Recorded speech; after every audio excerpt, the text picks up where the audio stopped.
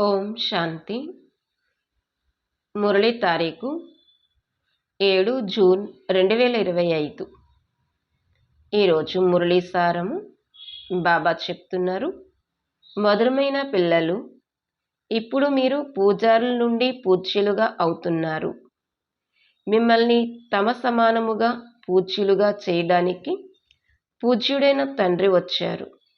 ప్రశ్న: పిల్లలైన మీలో ఏ దృఢ విశ్వాసము ఉంది? జవాబు: మీకు దృఢ విశ్వాసం ఉంది. ఏమని అంటే, మేము జీవిస్తూ తండ్రి నుండి పూర్తి వారసత్వాన్ని తీసుకునే తీరుతాము. బాబా స్మృతిలో ఈ పాత శరీరాన్ని వదిలి తండ్రితో పాటు వెళ్తాము. బాబా మనకు ఇంటి యొక్క సహజమైన మార్గాన్ని తెలియజేస్తున్నారు. పాట: ఓం నమః శివాయ. ధారణ కొరకు ముఖ్య సారము. మొదటి పాయింట్: మేము ఎంతవరకు పురుషార్థం చేస్తున్నాము? నడుస్తూ తిరుగుతూ కర్మలు చేస్తూ ఎంత సమయము తండ్రి స్మృతిలో ఉంటున్నాను అని సాక్షిగా ఈ స్వయాన్ని పరిశీలించుకోవాలి. రెండో పాయింట్: ఈ శరీరముతో ఎప్పుడూ విసుగు చెందకూడదు. ఈ శరీరంలోనే జీవిస్తూ తండ్రి నుండి వారసత్వాన్ని పొందాలి. స్వర్గవాసులుగా అయ్యేందుకు ఈ జీవితంలో పూర్తిగా చదువుకోవాలి. ఈరోజు వరదానము: త్రికాలదర్శి మరియు సాక్షి దృష్టిగా అయి ప్రతి కర్మను చేస్తూ బంధనముక్త స్థితి యొక్క అనుభవము ద్వారా ఉదాహరణ రూపభవ.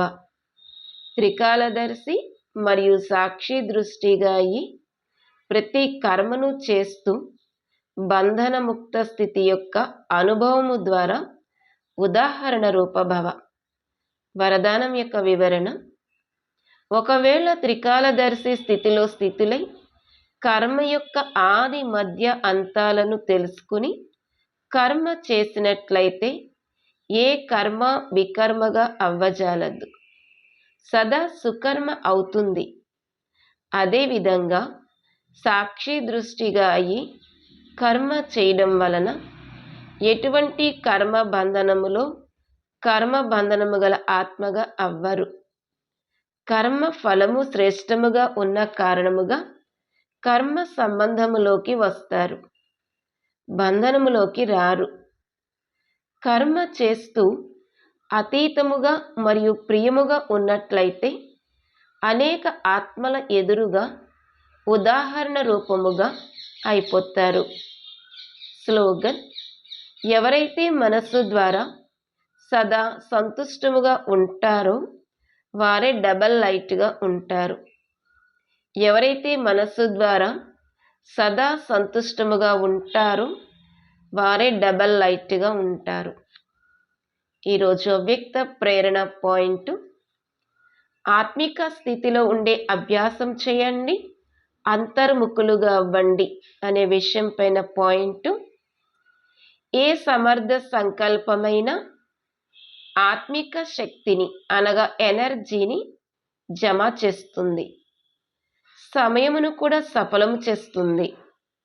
వ్యర్థ సంకల్పాలు ఎనర్జీని మరియు సమయాన్ని వ్యర్థంగా పోగొడతాయి. కనుక ఇప్పుడు వ్యర్థ సంకల్పాల రచనను ఆపేయండి.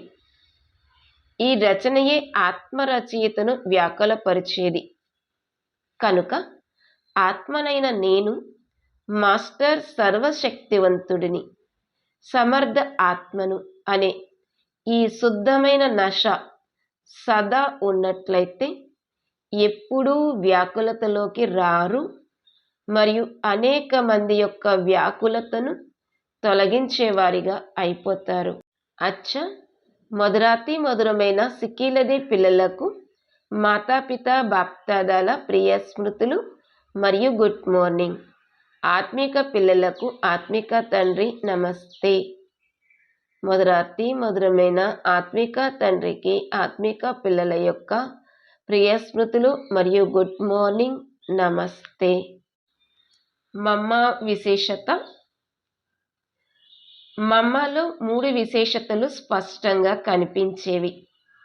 ఒకటి ఆత్మికత్వము, రెండవది స్వీయ గౌరవము, మూడవది బాబాతో సర్వ సంబంధాల స్నేహము. కావున మనలో కూడా ఈ 3 గుణాలు ధారణ చేసుకోవాలి. దీని వలన దేహాభిమానము సహజముగానే నశిస్తుంది. ఓం శాంతి.